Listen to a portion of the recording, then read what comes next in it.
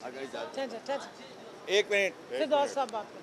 आज जो बात हुई पाकिस्तान तहरीके इंसाफ का पुराना स्टैंड कि इलेक्शन कमीशन ऑफ पाकिस्तान ने पाकिस्तान के आइन की धज्जियां उड़ा दी। ये बात आज सुप्रीम कोर्ट में वाज़े तौर पे बयान भी हो गई। इससे वाज़े अल्फाज में कहा गया कि एक कॉन्स्टिट्यूशनल बॉडी ने एक अनकॉन्स्टिट्यूशनल एक्ट परफॉर्म किया है and that is the biggest debate.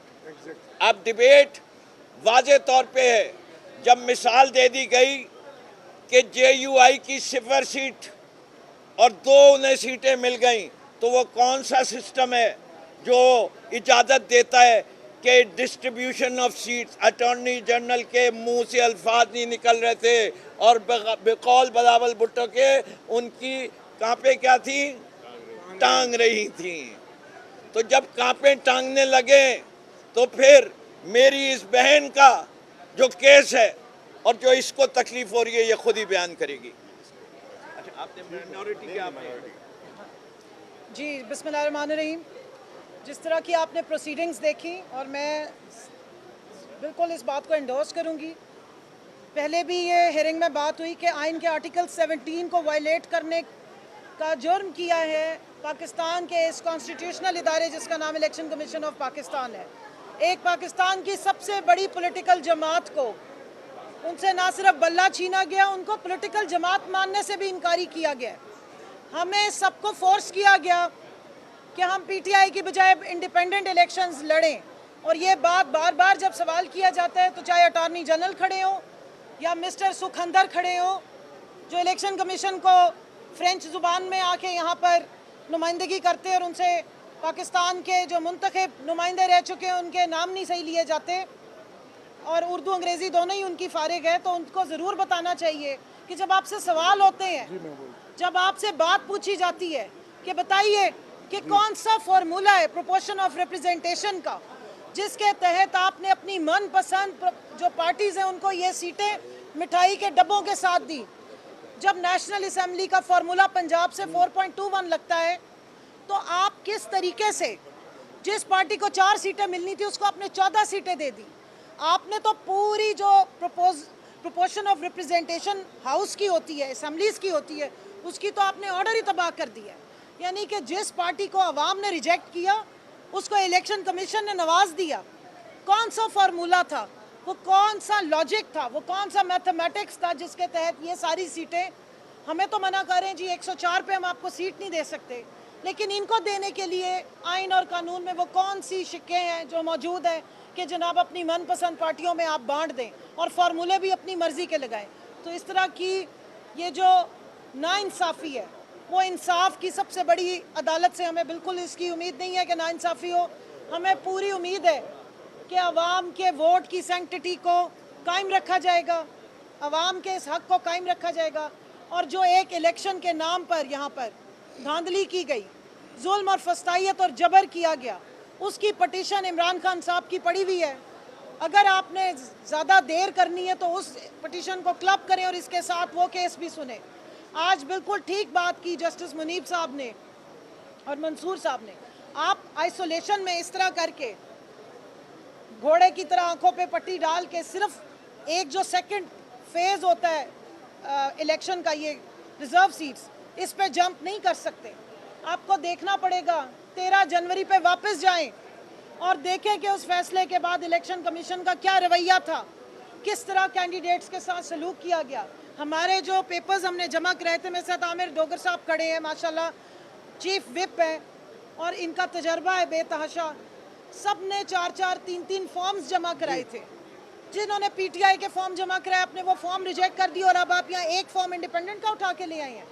ये तो चाहते ही नहीं थे कि हमारे जो इंडिपेंडेंट के तौर पे भी अगर बेचारे कैंडिडेट्स हैं तो उनको भी इलेक्शन लड़ने दिया जाए। जो फस्तायत हमारे साथ रवा रखी गई, RO के ऑफिस के बाहर डाले खड़े किए गए, पुलिस खड़ी की गई, हमें स्क्रूटनी नहीं करने दी गई, हमारे प्रपोजर सेकेंडर्स को उठाया गया और RO ने कान बंद किए हुए थे, किसी एप्लीकेशन का जवाब नहीं दिया गया, हमें जाके अदालतों से अपने पेपर एक्सेप्ट कराने पड़े। इलेक्शन वाले दिन फस्तायत बर्ताव किया गया। आरओ के ऑफिस से दूर 25-30 फुट दूर हमें खड़ा किया गया, हमारे साथ जुल्म तशद्दुद किया गया। इस सारे को देखिए, ये अगर अदालत हमें नहीं देखेगी, ये अदालत अगर ह्यूमन राइट्स पे नज़र नहीं डालेगी और अगर बकौल जस्टिस याहिया अफरीदी के हिस्सा बकदरे जुस्सा नहीं देगी और जुस्से से ज़्यादा हिस्सा पकड़ा देगी और अपनी मोहब्बत वोट को इज्जत दो से ज़्यादा पार्टी बनेगी इलेक्शन में। इलेक्शन कमीशन एक न्यूट्रल इदारा होना चाहिए, आईनी इदारा होना चाहिए, उसका रवैया किसी एक पार्टी के साथ डिस्क्रिमिनेटरी नहीं होना चाहिए। लेकिन यहाँ हम देख रहे हैं कि इलेक्शन कमीशन तो पीटीआई का नाम सुनते ही तरमिलाना शुरू हो जाता है। तो ये वाला जो इम्प्रेशन है, मुझे पूरी उम्मीद है कि सुप्रीम कोर्ट में ये डिस्पेल होगा और बाकायदा इस पूरे इलेक्शन की भी इंक्वायरी होनी चाहिए कि इस पर क्या क्या किया गया। बिस्मिल्लाहिर्रहमानिर्रहीम।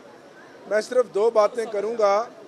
आज जो इस मुल्क में सियासी बहरान है, जो आइनी बहरान है, जो मुआशी बहरान है, उसकी ज़िम्मेदार ये बिल्डिंग है और इसमें बैठे हुए ये अफराद हैं जिस बिल्डिंग के बाहर खड़े होकर हम आज बात कर रहे हैं।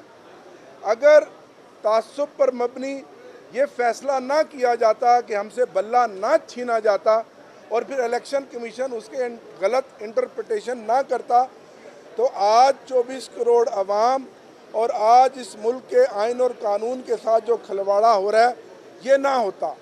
मुझे उम्मीद है कि यही ऑनरेबल सुप्रीम कोर्ट, और हम बचपन से सुनते थे कि कानून अंधा होता है और हम सब देख रहे हैं कि कानून अंधा है।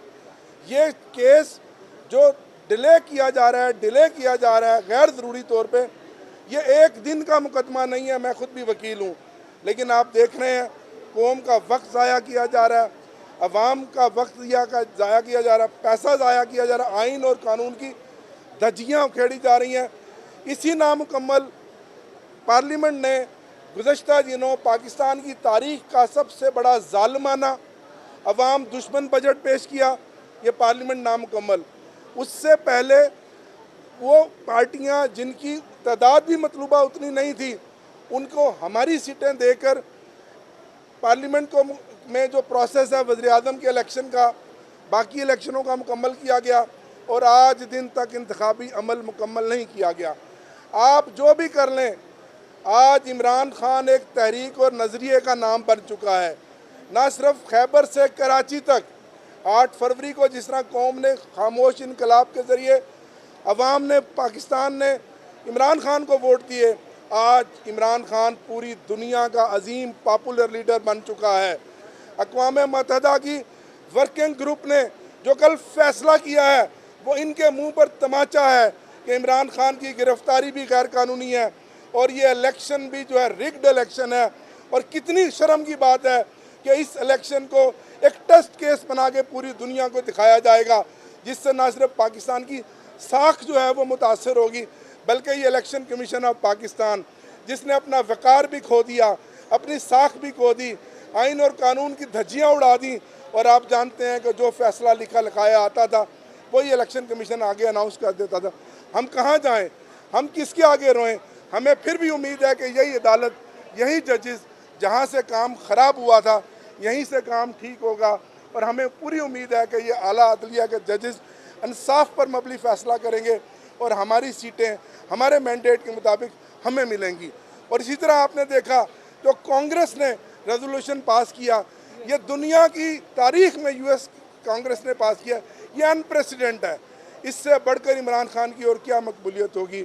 आप कुछ भी कर लें, इमरान खान तो आज इस कौम का मजबूत, ताकतवर और अवाम का पॉपुलर लीडर है और वो तो इंशाल्लाह जेल से रिहा होगा और इस मुल्क का वज़ीर आज़म बनेगा इंशाल्लाह। देखिए, कल जो ह्यूमन राइट्स अक़वाम मुत्तहिदा के ह्यूमन राइट्स काउंसिल के वर्किंग ग्रुप का जो कल नोट आया है, उससे जाहिर हो गया है कि इमरान खान पे केसेस झूठे थे और ये केसेस इसलिए बनाए गए कि पाकिस्तान तहरीक इंसाफ को इंतखाबी अमल से बाहर रखा जाए। अब पूरी दुनिया, पाकिस्तान की पूरी कौम सब कह रहे हैं कि ये इलेक्शन कमीशन ने सबसे बड़ा फ्रॉड किया है, ये पाकिस्तान की तारीख से सबसे बड़े रिग्ड इलेक्शन थे। आपने देखा इलेक्शन कमीशन